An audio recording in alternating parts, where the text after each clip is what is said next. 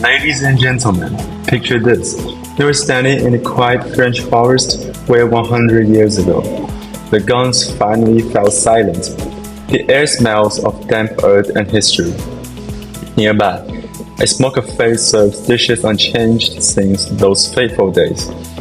Over the next 5 minutes, I'll take you on a remarkable 4-day journey through France's Great War battlefields and the traditions that sustained both soldiers and civilians during those dark years. This isn't just a history tour, it's a voyage through a time where every meal tells a story of survival, resilience, and ultimately peace. Our journey begins at Verdun, the longest and most brutal battle of World War I. Here, 300,000 soldiers perished in just 300 days. The Douaumont Augury holds the bones of 130,000 unidentified men, a sobering reminder of war's cost. Nearby, the underground citadel sheltered thousands of troops. Today, its tunnels house wine cellars where we taste Pinot Noir, the same variety soldiers received in their rations. But Verdun isn't just about loss. The Lorraine region gave us one of France's most famous dishes, the bacon and egg quiche. In a local bakery, we sampled this humble pie that sustained both troops and civilians. The golden Mirabelle plum liqueur we try what that comes from orchards that miraculously survived in the shelling. As we eat, we'll hear stories of the Poilus, the French infantrymen who nicknamed their trenches the underground city. Day 2 takes us to the Somme, site of the war's bloodiest day. At the Thiepval Memorial, we'll see the names of 73,000 missing British and Commonwealth soldiers carved in stone. The nearby Newfoundland Memorial preserves trenches exactly as they were in 1916, when 800 Newfoundlanders attacked. Only 63 answered roll call the next morning. But life goes on. In Amiens, we'll enjoy Ficelle Picard, a dedicated ham and mushroom crepe smothered in local cheese. The city's famous macarons, not to be confused with Persian versions, were actually created for soldiers as durable, high-energy snacks.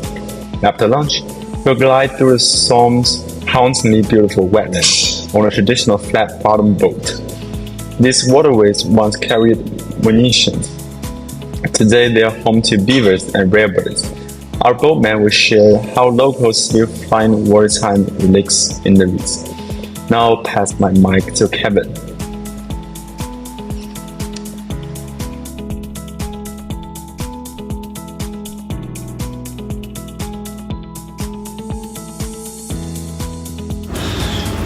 Day 3 Paris, War and Remembrance, 3 o'clock to 4 o'clock. Paris weighs its history lightly, at least in Vanlis will see Marshall Focus railway carriage while the armistice was signed. A replicate seat in Compiègne. Nearby, we'll dine on beef burgundy with dishes that become popular because it is long cooking time suits wartime rationing. In Montmartre, we will start our days at Officer. We'll gather coffees baked with bonding at the Moonlight Roach. We will learn how this symbol of Parisians' joy become a tragedy. A German zipline bombed it in 1916, killing one dancer tonight. You may choose between a powerful production of All Quiet on the Western Front at historical audience theater or a quiet drink lay pressure rooftop bar overlooking the city that refused to fall. Day 4 Compiègne, where peace begins, 4 o'clock to 5 o'clock. Our final days take us to Compiègne Forest. Here, in a railway carriage on November 11, 1918, the fighting stopped. We will walk the Saint Clair, where soldiers celebrate and enjoy a lunch feast for officers who negotiate peace game paid from the forest. accompanied by Charlie cream strawberries. Hello everyone, my name is Turbo. Today I would like to share with you my 4-day trip plan to Germany, a journey that focuses on World War I history while staying within a budget of 8,000 RMB. So my goal is to trace the German experience of World War I through major museums, memorials, and preserved battlefield sites. But I've also added a touch of Bavarian culture at the end. And most importantly, I've planned the route to conveniently continue into the former Austro-Hungarian Empire afterward. So the day one begins in Berlin, where I will visit the German Historical Museum. It has an excellent World War I section and the New Watch, Germany's official war memorial. These sites will help us understand how Germany entered the war and how it remembers by human cost. And on day 2, I will head west to Aachen, near the Belgian border. From there, I will take a short trip to the landmark German War Cemetery in Belgium. So this is one of the most moving World War I memorials. Tens of thousands of German soldiers are buried there. Many of them are students.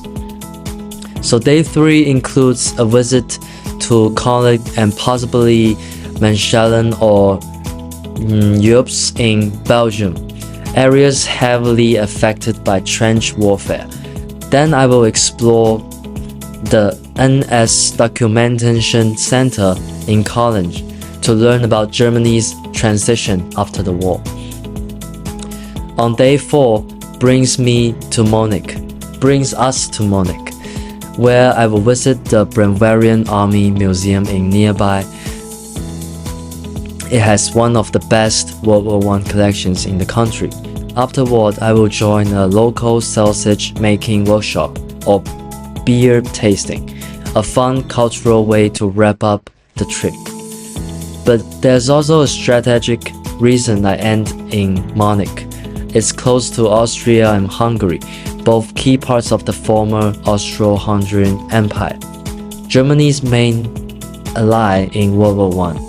From Munich, I can easily travel to Vienna or Budapest the next morning to continue exploring the other side of the war.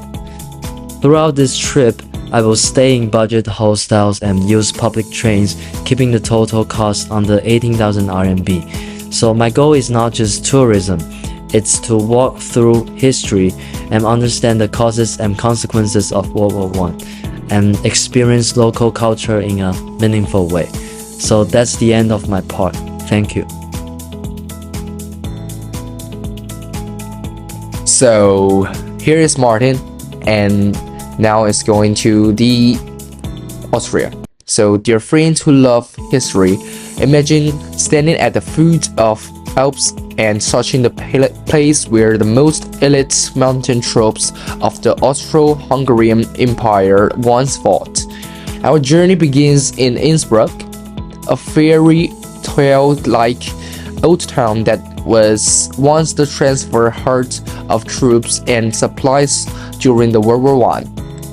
So at the Tyrol Military Museum, you will see with your own eyes weapons modified from ice picks, diaries of frozen soldiers, and even stand in front of a recreated cliff battlefield. These stunning exhibits tell us that war is not only the artillery fire on the front line, but also a true confrontation between the humans and nature. So the next day, we will turn from Salzburg, the Mozart hometowns, and the ruins of World War I trenches on the Hungarian border. The thick walls of the Salzburg fortress once held prisoners of war, while in the trenches of the Eastern Front 300 kilometers away, the soil still hides unexploded ammunition and the fears of soldiers unto this day. When you bend down and walk into those winding trenches and run your hand across the damp walls, it seems as if you can hear the panting of Russian and Austrian soldiers in 1915. There are no heroic epics here, only the real traces of survival and despair. So, on the third day in Vienna, we stood at the end of this history. So the blood-stained car of Archduke Ferdinand in the Military History Museum announced the absurd beginning of this war. The empty council hall of the Hofburg Palace witnessed how the empire gradually collapsed. But please remember, we're not here to sing praise of war, but to question the meaning of peace through these scars. After these 3 days, the journey is over and we will head to the Hungary. Hello everyone, I'm Luke. Welcome to our final station of country, Hungary. The first day we are going to Budapest. Our journey being the Budapest, the pillar of the bank of the Danube, the Freedom Bridge, this green steel game, the Vietnam expedition of the Austro-Hungarian army in 1914. Imagine that it was from here that the young soldier left their family and headed for the distant eastern front battlefield. Today, as we stand on the bridge that flows beneath our feet, is not only the Danube but also the memory of the rise and fall of an empire.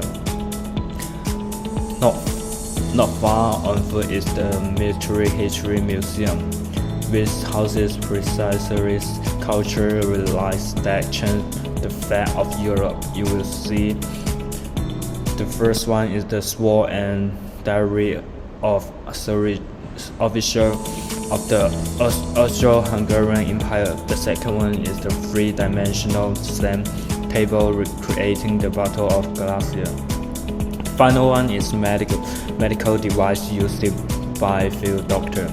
Each exhibit is telling a story about courage and sacrifice. Our professional tour guide will let you interpret the profound history behind these cultural relics. For the second day, we are going to Pepa, civilization in the midst of war. The next day, we headed south of Pest, the oldest city in Hungary. In the general culture district behind it is precise ceramic artwork. Like the next day, we had this touching wartime story. The ceramic factory turned to produce the medical vessel and military supply during the World War I. Those post-colonial praying with the War 1916 recorded the perseverance of ordinary workers during the war.